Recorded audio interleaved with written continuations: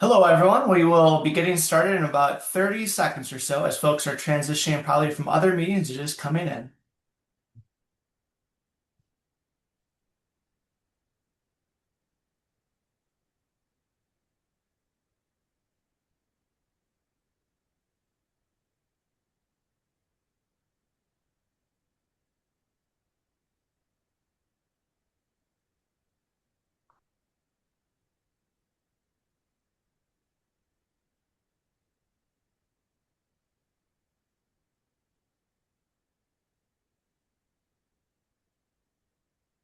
Okay, we're going to get started. So, welcome everyone to this very special session on fueling your workforce, closing the gap between advice and real life.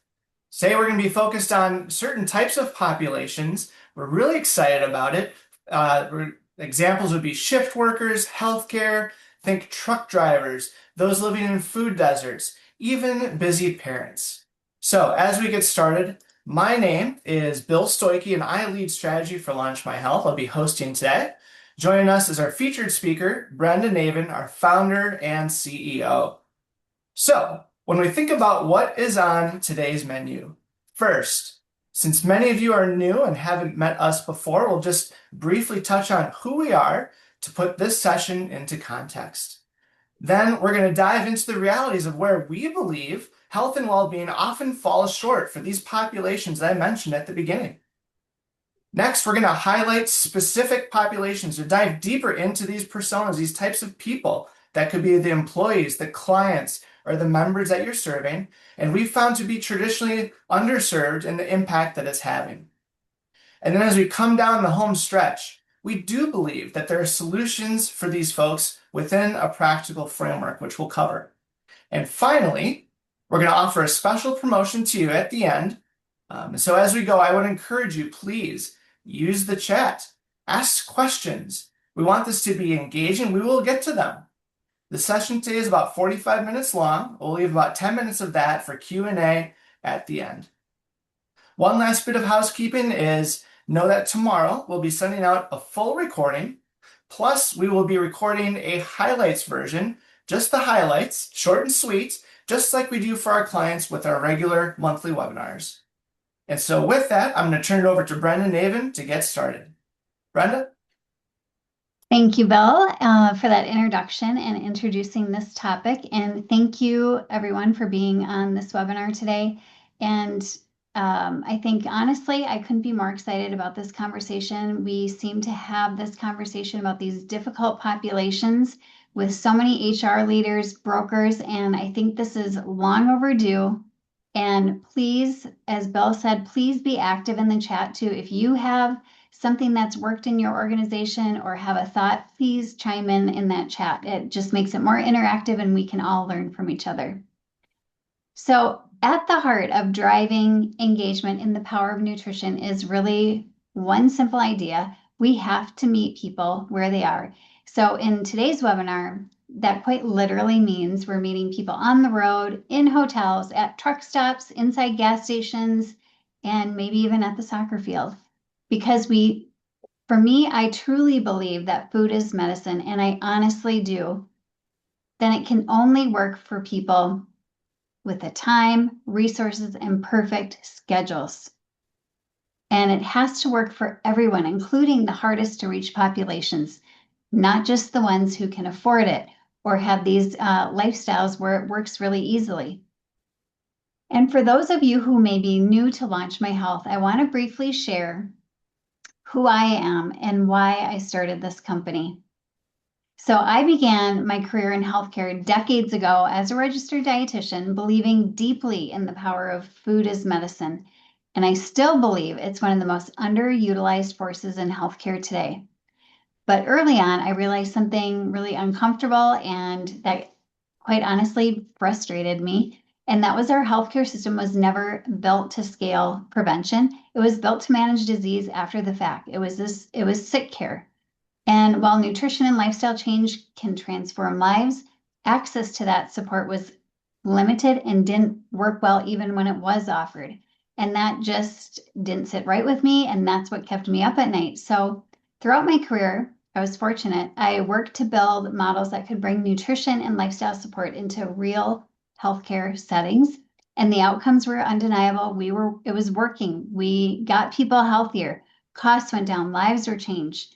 But the big question remained for me, how do we make this affordable, scalable, and accessible for everyone? And that question became a reality when I started Launch My Health. And so our team, created this company to really disrupt the status quo because nutrition cannot be a luxury benefit. It has to reach people where they are in ways that fit their real life. And that means affordable, scalable, and accessible. And that's really our secret superpower. So, over the past 5 years, we've learned something incredibly clear. People are hungry for a different approach to healthcare. They don't want reactive care, they don't want complexity, and they want systems that are built around health and prevention and not around sickness. They want practical solutions that fit into everyday life. And so, when you give people these tools that they can actually implement, that's where transformation happens. And so this is where I want to talk about being bold. This isn't just about nutrition anymore. It's about redefining healthcare itself. And I believe the future belongs to organizations that are bold enough to move beyond sick care and finally invest in human health. And the quote you see on the screen, I talk about this all the time, that if we want better outcomes, nutrition can no longer be optional. It has to be operational, which means it needs to be integrated. It needs to be part of who we are. It's not just a little side benefit. And health is created where we live, work, and play. And I honestly, I can't take credit for that. That was one of my old CEOs in healthcare, Catherine Correa, who said that all the time. And I love that. And health is not created in the doctor's office. It's created in our homes. And and it really has to be where we do live, work, and play. So let's talk about what we do know about nutrition. And nutrition is at the foundation of our health. And chronic disease and all the things that you see listed on the screen are heavily influenced by nutrition. And they're really difficult to access and get better within our fragmented healthcare system.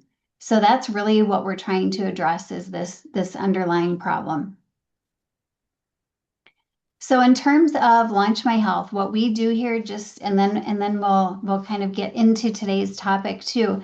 But at Launch My Health, we're focused on making nutrition affordable, scalable, and accessible, and fun and engaging. That's really important to me too. It has to be engaging.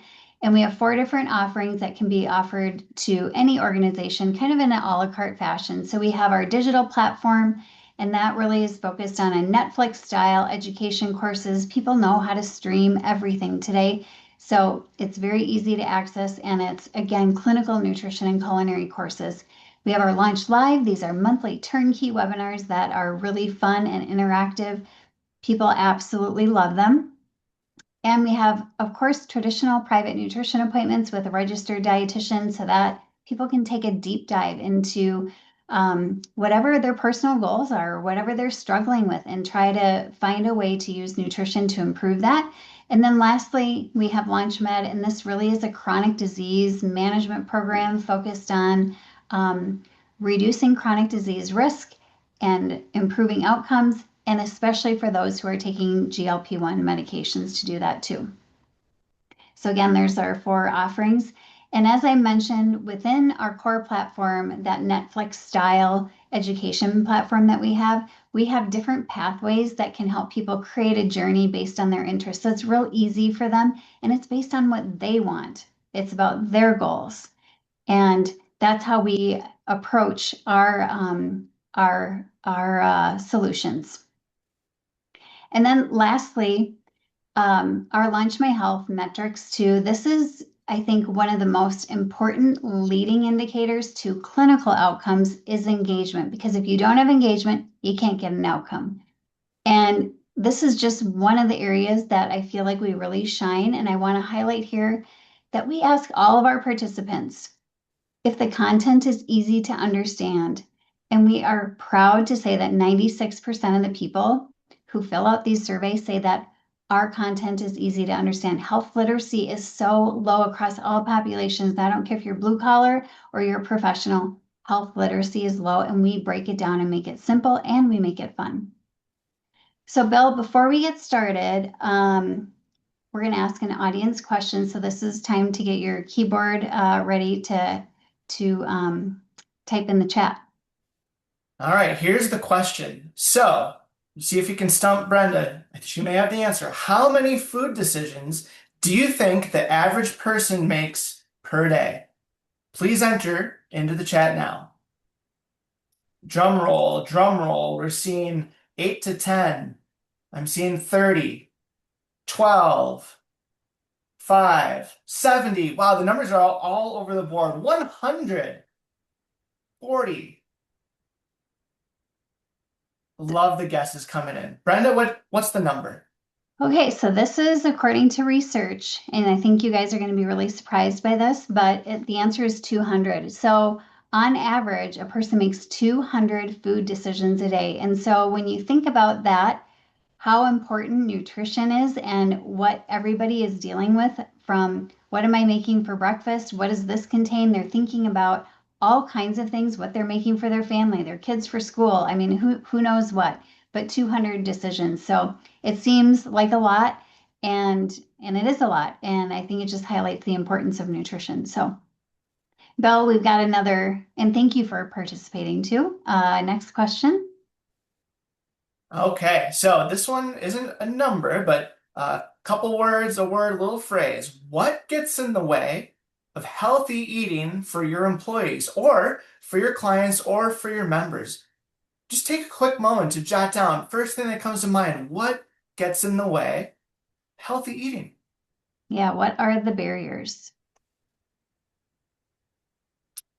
Yep, definitely. They're seeing some responses here. Other priorities, there's cost, there's time, right? Scheduling, kids, all sorts of responses that we're seeing. Unhealthy eating choices that tend to grab easiest and quickest. Convenience. Definitely seeing these themes here. Money, schedules, energy.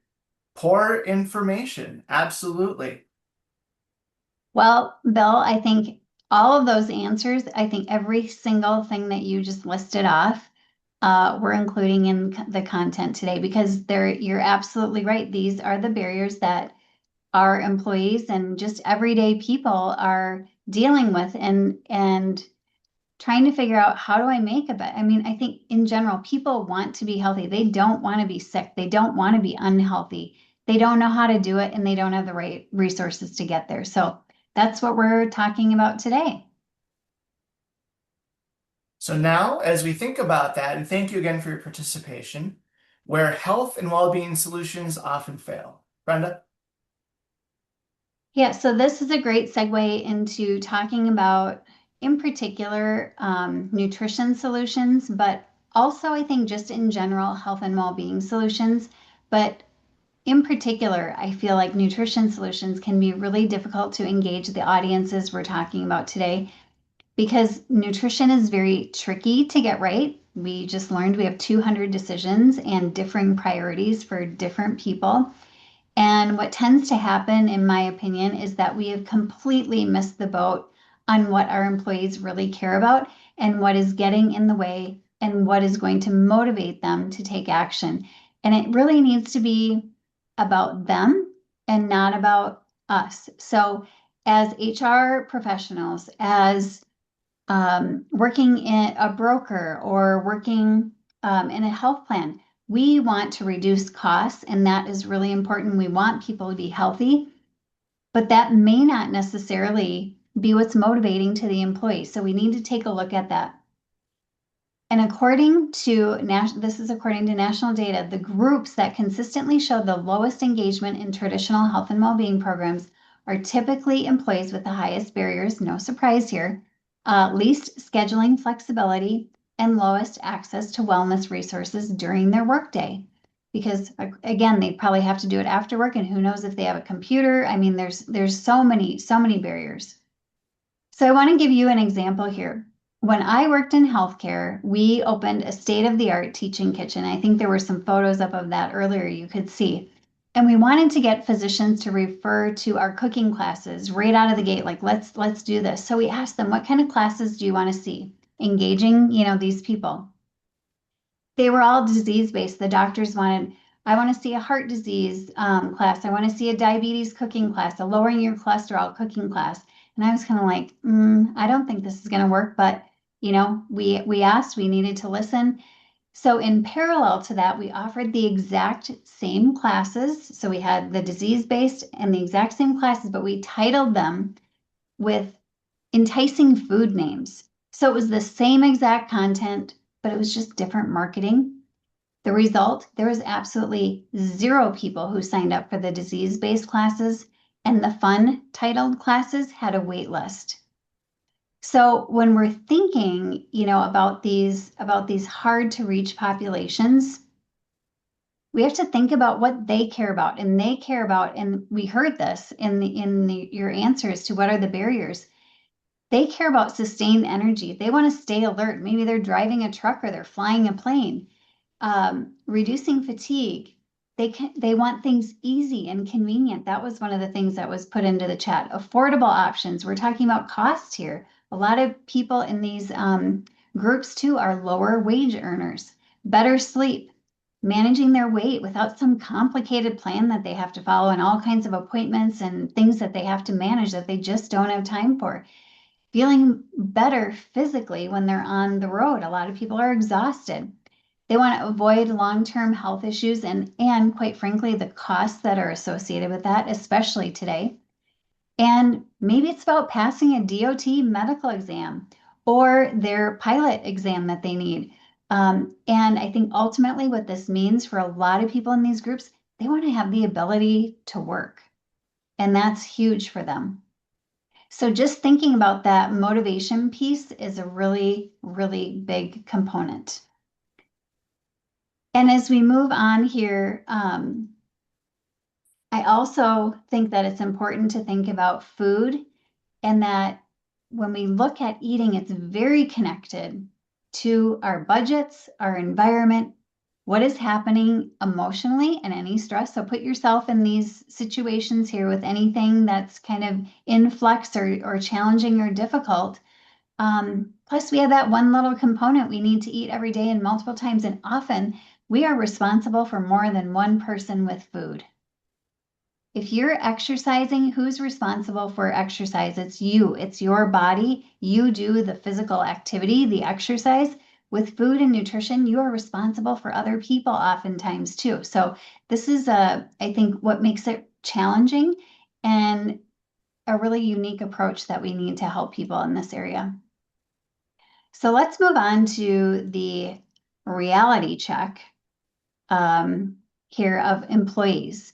So we've all seen the influencer. I follow them too, who takes 30 minutes to down their supplements every morning, their greens, and make that picture perfect breakfast and have this great wellness routine. And for me, like I'm into health and well-being and I can't even do that. And it's just not real life for the majority of people. And it certainly isn't going to be that for some of these hard to reach populations. So I want to go through a couple examples here for this employee reality check. And not to say that the nutrition advice I'm going to talk about here is wrong. It's all good stuff, but it just may not be reality. We have to think of a new way to do this. So most nutrition advice does not equate to real life. So just like what I was saying, we're told to like meal prep. We see all these videos on this all the time and the containers and prepping on Sunday or whatever night and getting everything ready for the week. And it looks great and it works for some people, but not for all. It's not going to work for those shuttling their kids to activities who say, I have no time for this.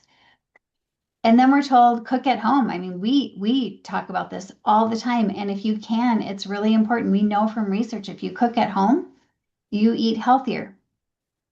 But a lot of times you're on the road or you're in the skies, and that's just not going to be a reality for you.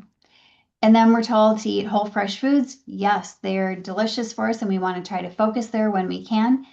But what if your reality is you have a gas station or you live in a food desert? What do you do? And then we have mindful eating. And that's really, thinking about sitting down and enjoying your meal, no phone, maybe having a conversation. We think of like the blue zones and that whole social aspect of eating. Well, again, that may not be reality because you're working and there's absolutely no break and you're eating on the run, shoving something into your mouth as you're, running down a hallway and working while you're doing it too. And then lastly, we have a consistent routine. And the reality is we might be working variable shifts and schedules and there is no routine. How do I have a routine when I'm working different schedules and shifts? So, what this can do for employees in their minds when they hear this kind of advice, they can tune out and check out and say, this is not for me. I can't do this. I'm not doing a good job. And why even try? So, all the things on the left-hand side of the screen are great and we promote them and we want people to do those things, but we have to figure out a different way to approach that for these populations of people. And it can be done. And so that's what we're talking about today. But we have to think about what's important to these people first. So let's move on to these employee groups and 5 common populations and the challenges that you may be facing as an employer or a broker or within a health plan and what they're struggling with. And they are really 2 different things. Again, what you're struggling with as an employer is not what your employee is struggling with. So we have to think about them as two different problems. And just a reminder, I'm going to go through common populations. Not all professions are included in here or types of groups that are struggling. The first up is we have shift workers, and these are generally blue collar jobs, but not all of them. And this can look like maybe somebody who works in retail, manufacturing, construction, public utilities, maybe public service, a bus driver. And some of the stats that may surprise you here is that 15 to 20% of the US workforce does shift work. That was a surprise to me. And for people who are doing this shift work, it's 50-50 whether they get like a solid break or it goes interrupted. And by somebody needs something, they have to go do something, it gets cut short. And then the other thing that I think is really striking when we look at the development of chronic disease is 77% of night shift workers, which a lot of people who do shift work rotate shifts, are insulin resistant. So that brings me to the next slide, which is all about the consequences are real. And this is where we have higher metabolic disruption. Food choices are heavily driven by fatigue, time, and food availability. And employees often eat based on what is available. So what we're talking about here is employees are essentially working against their biology every single day. What their body wants to do is what their body is not doing. And our bodies are designed to work on a circadian rhythm, which is like an internal clock that regulates our sleep, energy, metabolism, and our blood sugar control and our hunger. So we're disrupting that cycle. And, sometimes people are on one shift one week, and then the next week they're on another shift, and then they're on another shift after that. So adjusting your body, or think about somebody who travels a lot for work and they're in different time zones all the time. And I personally remember seeing my dad go through this because he was an airline mechanic and he rotated, fortunately, not when I was a child, night shift, but he was rotating all the time between day shift and evening shift. So there's always an adjustment with that, and it takes its toll over time. And research consistently shows that shift workers experience higher rates of basically every category of chronic disease, but in particular, obesity, of course, type 2 diabetes, hypertension. You guys all know the list. Sleep disorders.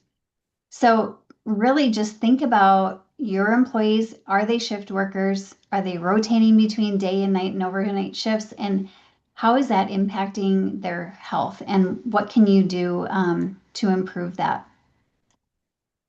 Now, on top of this, too, we're also going to layer on things we all experience, but everybody has family responsibilities, financial pressure, commutes, chronic stress, all those things. So you put that all together, and this is why they have higher rates of all of these diseases. So for many shift workers, there just is no routine. So bottom line is if we want to improve outcomes, we have to stop designing nutrition programs around ideal lifestyles and really get it around things that are going to work for them. Next up, we'll start talking about uh, a group that gets their own category here, healthcare workers, which are often shift workers, but they're really one of the clearest examples of the gap between health knowledge and health reality. And again, these are really highly educated professionals or skilled, very skilled, who have more knowledge about nutrition, chronic disease, and healthy behaviors than the average person. But the research shows that healthcare workers experience burnout, sleep deprivation, high stress, poor nutrition patterns, and skipped meals. And why? Because their environment matters. And if you take a look at the photo here, this could have been a photo of where I worked in healthcare. I mean, this was the nurses' station. Pizza was brought in for working short-staffed or working, double shifts. And then we always had patients and family members bringing in treats as a thank you, which is great, but also not easy when you are hungry, you've worked a double shift, or you're really stressed and you have those things looking at you in the face. So um, it's really hard to resist some of those foods when that happens. And I think this is where we really need to have like a mindset shift. And one thing that we did in healthcare, I'll give you another example because I think this is helpful when you have examples. When I worked in healthcare, I led our food transformation strategy for the organization. And, we recognized there were the pizza parties and the treat cart and all these things that were happening were not helpful and were actually very harmful. And people don't necessarily want it, but it's what's available. And so what we did is we created a policy that if there was a treat that was offered, because we didn't want to say that people can't eat donuts, but if a treat was offered, a pizza party, donuts, cookies, that there had to be a healthy alternative had to be offered too. And so there was a lot of pushback on this when we implemented this. But lo and behold, you look at what the behavior ended up being, and most people chose the healthy option. And oftentimes we were running out of the healthy option and people were not consuming the treat. So I think, again, we need to think like people do want to eat healthy. They need a way to do that. And that was a pretty fun thing that happened with that. Okay, next up, we've got one of my favorite groups, truck drivers. And this is just a classically difficult population to reach for many reasons. Limited food access, irregular schedules, sleep disruption. I mean, this is reality of life on the road. And I think the impact, this is what we're going to get into now, the impact is damaging and expensive downstream. In America, nearly 1 in 15 people in the workforce is employed in the trucking industry. So this includes over 7 million truck drivers on our roads. And due to an unhealthy lifestyle, which I mean, it's not easy to do, and a lack of good nutritional options while traveling, truck drivers are categorically one of the unhealthiest populations in our country. And because of these challenges facing this population, the life expectancy is, if you can guess what this is, 61 years old. So the average life expectancy of drivers is 61. So if you have drivers that are in your workforce, you probably already know this, but to me, this is really sad. And I think this is a call to action for all of us to think of how do we reach these people and how do we help them. Some other stats from the National Institutes of Health show that more than 50% of truck drivers are obese, compared to the national rate of 27%. Compared to the general population, the prevalence of diabetes is 50% higher, and 87% of truck drivers have hypertension or pre-hypertension. Okay, so now we can see why the life expectancy is so low. So these challenges, of course, place a toll on families. It imposes a financial burden on employers. Think about that truck driver too, who's worried about providing for his or her family, and worried about health insurance, passing their DOT exam so that they can continue to have a job. So these are all stress factors that are very, very real. And I want to quickly just tell you a personal story. When I was actually seeing clients, this is when I worked in healthcare, I had a dump truck driver that I was seeing. His name was Mark, and he was in his 30s. And he came to see me after a several month hospitalization. He was close to 500 pounds and had slowly gained weight, over the years being a dump truck driver. And he ended up he had sleep apnea, which damaged his heart. He ended up with congestive heart failure. And he was on a ventilator for a month. His family thought he was going to pass away, but um, he survived and took his health seriously. I mean, it took that kind of incident to really kick him into gear to do something. And I saw him for several years, and he ended up losing, close to 200 pounds and transformed his life.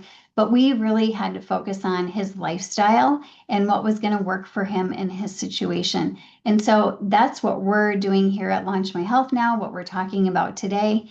But how do we do this and how do we help this like in a scalable fashion?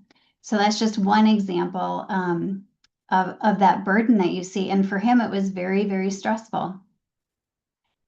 Next up, let's talk about frequent travelers. I think this is, when we think about the workforce challenges, oftentimes we are thinking of the truck driver or the person who's out in the field that doesn't have a computer.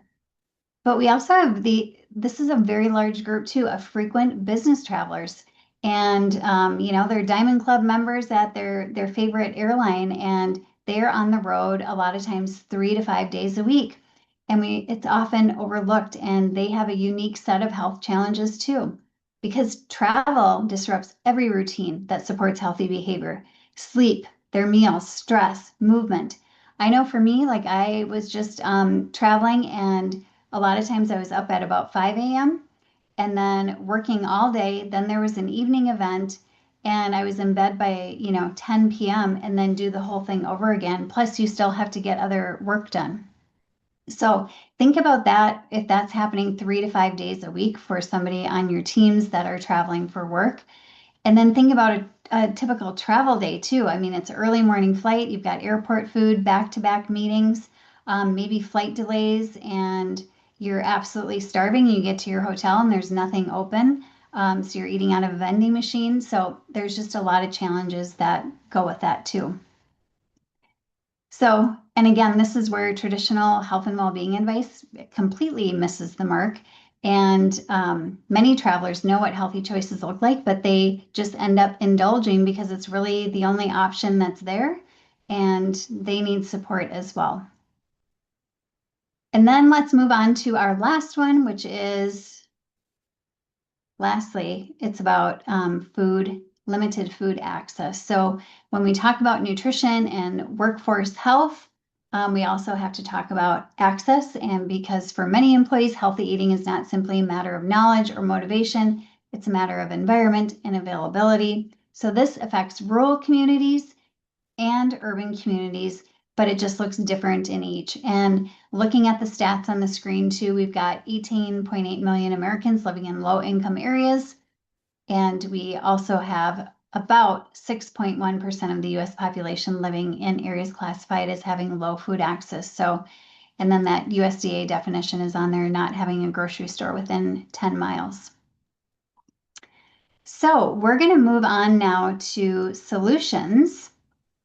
And I'm going to share with you just briefly kind of 5 things we should be thinking about when we're looking at solutions for these populations, and how do we actually build workforce solutions in real life. So I think it starts with this fundamental mindset shift, and we have to stop designing programs around ideal lifestyles and start designing them around actual human behavior, workforce realities. The first step is knowing your audience. So a manufacturing employee working rotating shifts has a very different challenges than a traveling sales executive. A nurse, different than an office employee that's working remotely. So if we don't understand the realities, it really becomes difficult to create meaningful engagement. Secondly, we need to involve employees in the solution itself. One of the biggest mistakes organizations make is designing wellness programs in conference rooms without asking employees. what would actually help you? So some of the best insight might be, what are your biggest barriers? What feels realistic? What environments are they navigating every day? And what support would actually make a difference for you?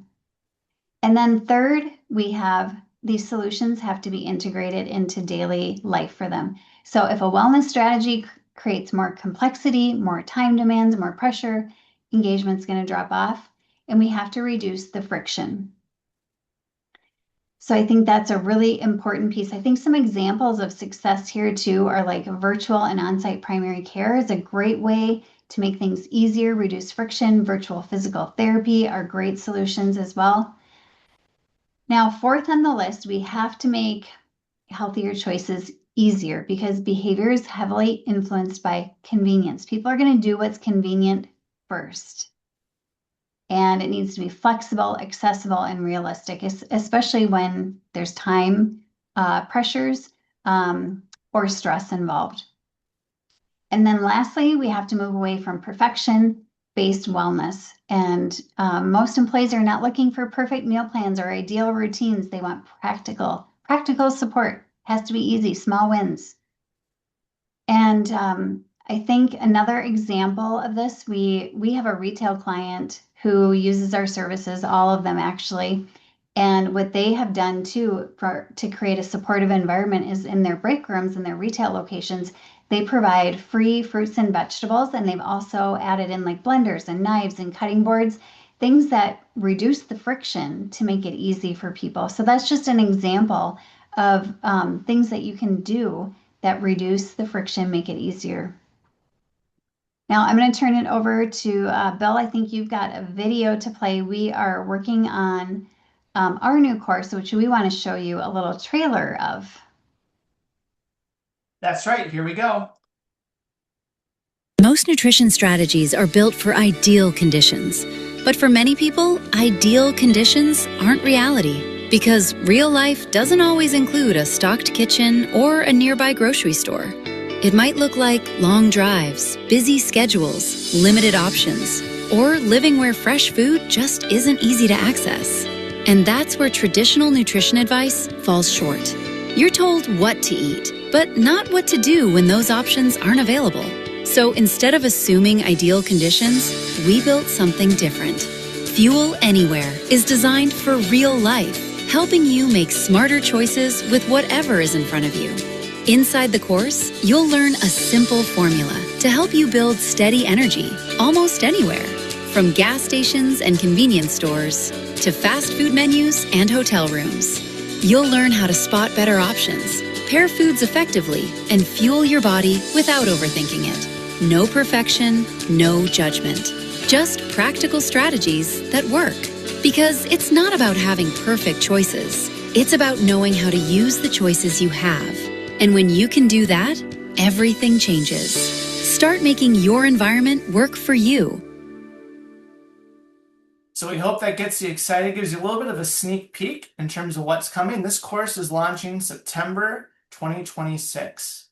Now, we'll just cover briefly, we're coming up on about 5 minutes left here in the session, a brief overview of the framework and the methodology behind what people learn. Brenda?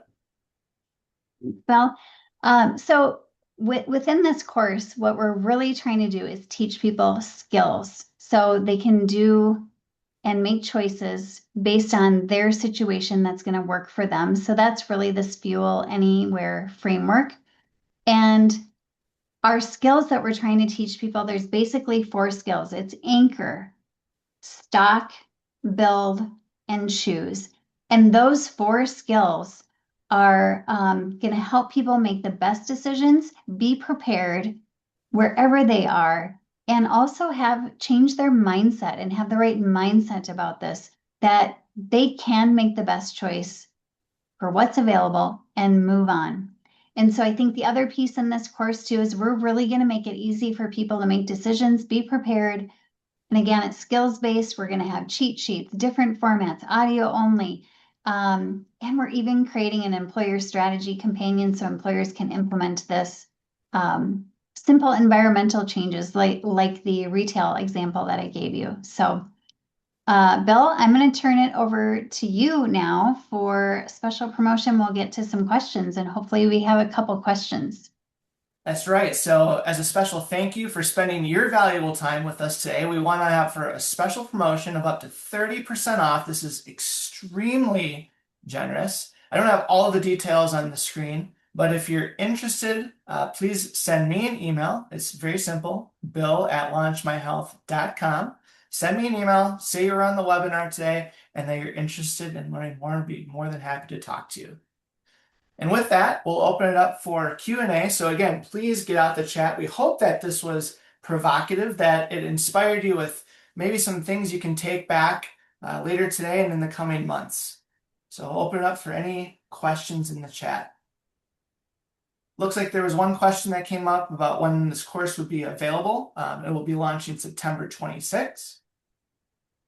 Let's see, another question that came through was, do any of your other courses apply to these populations? Brenda, do any of these other courses apply to your populations? Yeah, I think all of our courses apply to everyone. I think the important thing is how do you get people into the door? Because everything we do at launch is breaking things down and making it simple and personalized to them. So it really is, I think this Fuel Anywhere course is going to help people who are in these hard to reach populations feel like this was designed just for me. And then from there, they can take other courses. But this is really about like getting them hooked and getting them excited about taking care of their health. Very good. And then there was another question. I think maybe you touched on it briefly as you were wrapping up, but just to make sure you put a fine point on it. What types of resources are you planning to offer? Yeah, so I just mentioned that at the end, but we are planning to offer, we'll have like cheat sheets and different guides and resources that will be within the course. And certainly, employers, we can customize different things that are going to work for their population too. And like I mentioned before, we want to be a resource not only for the employees, but we also want to help the employer too. Like, what are some of those environmental things that maybe you haven't thought of that could be some really quick and easy low cost ways to change maybe that nutrition dynamic. And so we plan on offering a lot of those different resources to help along the way. Very good. I know we're right at the end of our time today, so we'll be a good steward of your time. And once again, say thank you very much for joining us today. We hope this was helpful, and we'll be in touch tomorrow with the full recording and that highlights as well. Take care. Thank you, everyone. Have a great rest of your day.